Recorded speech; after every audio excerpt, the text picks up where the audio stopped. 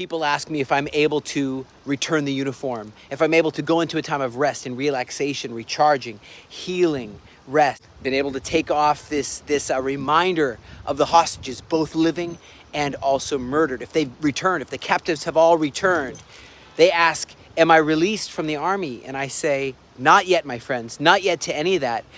Israel's demanding that Hamas fulfill their commitment to return all of the remaining hostages, even the murdered ones. Yes, they did return the 20 living ones, but they haven't returned the murdered ones, and they haven't disarmed. Most importantly, it's important to remember they haven't disarmed. They, in fact, just got a whole bunch more out of that were being held by Israel, released to them, and they drafted 7,000 more.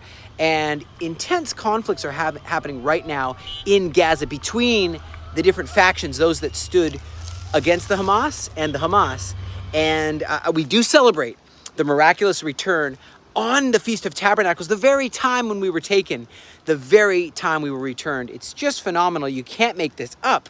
And yes, you guys have been standing with us and praying, and you're called to be ambassadors. You're called to bring a message of hope and that, yeah, the impossible is possible. But it's just funny for me that they haven't disarmed, that they're trying to rally and regroup, even in Lebanon, to rally and regroup. And all these pro-Palestinians don't seem to care about the Palestinians when it's Hamas publicly torturing and publicly executing their own fellow Gazans. It's like no Jews, no news, right? And you see these pictures. It's not October 7th. It's from the past few hours that Hamas is parading bodies through Gaza. That's the way they do it. The people they've executed that have said maybe they want to be part of the future, part of the new Gaza. But you know what? Without Jewish people keeping the order, you have Hamas right now attacking Yasser Abu Shabab, massacring the Dogmush clan. They're killing each other. And I'm telling you what, violence is the only language they seem to know. Our prime minister said it very well. He said, we agreed to give peace a chance. Of course. And the conditions are a 20-point plan. And they're very clear. And it's not just returning the hostages, both the ones they've murdered and the living ones, but it's also disarming and demilitarizing. Again, I'm emphasizing that point because we agreed to complete the first part and to cease destroying, removing, and dismantling and disarming and de-radicalizing Gaza. The second part, if it's not implemented peacefully, even President Trump said the gates of hell will open. And what do you hear? What do you hear? The Deputy Secretary General of the Palestinian Islamic Jihad movement, right? He says the resistance factions did not agree to disarm, and we're not going to accept threats to forcibly disarm us. But Trump says, look what he says in the video right here. They're going to disarm. And if they don't disarm, we're going to disarm them. Watch this video. How long will it take Hamas to disarm, and can you guarantee that is going to happen? Well, they're going to disarm, and because they said they were going to disarm. And if they don't disarm, we will disarm them. How will you do that? I don't have to explain that to you. But if they don't disarm, we will disarm them. They know I'm not playing games. Okay? Now, we did something monumental. We got the hostages back. It is so moving to me. It brings us to tears to see the different stories.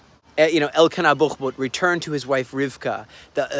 Even the bodies being buried. It moves us. Of Eitan Levy, the final journey. You see the soldiers lined up to bring the bodies back. Of Tamir Nimrodi, Uriel Baruch, Eitan Levy. There's so many that have come back alive, and those to their burial. And it's moving to see how life is going to continue now. Life had been paused in many ways, and now it can continue. I know there's many signs that will come down about of certain hostages that have been held, and now they're returned, and it's just a few more that need to come back and receive proper burial. I know that you look at Nimrodi, who was abducted alive from his base near the Erez crossing on the 7th of October, killed in captivity, murdered, and now being able to be returned to his family and for proper burial. It brings closure. And it really, let me tell you what, there's 5 coffins that are supposed to be brought home right in the next few hours tonight. And so good things are, I still have hope through this time, but we need to be very vigilant and very strong. President of Indonesia, is coming. People are starting to understand where do we stand and take a stand for what is right. Indonesia is a very heavily Muslim country, but doesn't have any diplomatic relations with Israel. But there's this desire, and I'm hoping that Malaysia also, I'm hoping that all these other countries will choose correctly and stand on the right side of history. But I just wonder, where are all the celebrations of those who said they wanted Israel to stop destroying Hamas? Well, we've stopped. They're not celebrating, are they? Because they see that Israel is winning now. People need to make their choice. Where will you stand in this hour and in this time? Like Moses said, he drew a line in the sand and he said, those who stand for God, stand with me.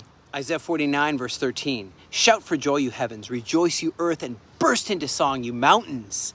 For the Lord comforts his people and will have compassion on his afflicted ones.